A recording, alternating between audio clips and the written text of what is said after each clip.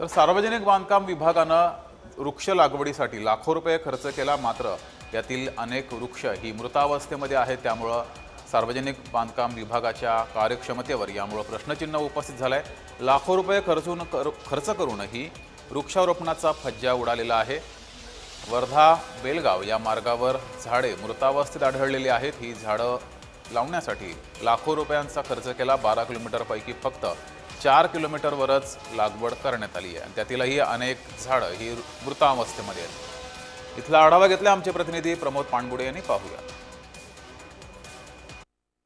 शासनाने लाखो रुपये खर्च करून रस्त्याच्या दोन्ही भागाला वृक्ष लागवड केली आहे।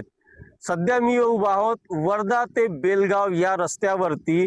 या रस्त्यावरती जवळपास 12 किलोमीटरचा हा रस्ता आहे। रस्त्याच्या दोन्ही भागाला शासनाने वृक्ष लागवड केलेली आहे, परंतु ही वृक्ष लागवड झाली आहे, परंतु संपूर्ण झाडे आज मृतावस्थेत आहेत। आपण दृश्यामध्ये बघू शकतोय की पीयूसी पाईप मध्ये शासनाने वृक्ष लागवड केली। आता हा शासनाचा नवीनच अजब गजब कारभार आहे की पीयूसी पाईप मध्ये खरंच झाड जगेल का।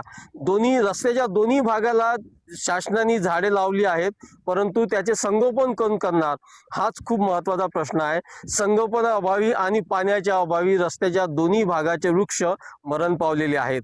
आता नेमकी जबाबदारी कोणता विभाग घेणार? सामाजिक वनीकरण घेणार की सार्वजनिक बांधकाम विभाग घेणार की पंचायत समितीचा नरेगा विभाग घेणार? आता तेच पाहणं गरजेचं आहे। आणि संबंधित कंत्राटदारावरती शासन कठोर कारवाई करणार का, की असेच वृक्ष लागवडीचं जे सत्र आहे, वृक्ष लागवड करायची आणि वृक्ष मृतावस्थेत जाऊ द्यायचे, असं सत्र सुरू राहणार का?